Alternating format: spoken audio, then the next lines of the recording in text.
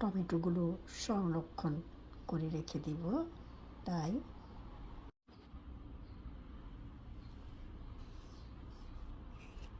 লবণ,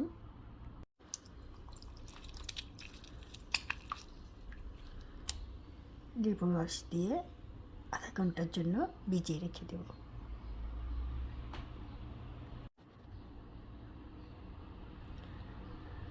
আমার আধা ঘন্টার বেশি হয়ে আসছে।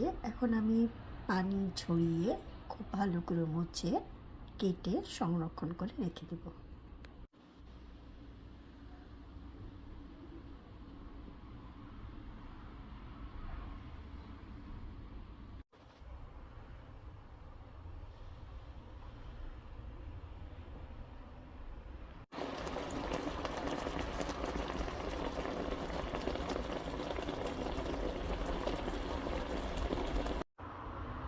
কিছু টমেটো কেটে রেখেছি আর বাকি কিছুটা এভাবে গালিয়ে নিয়েছি।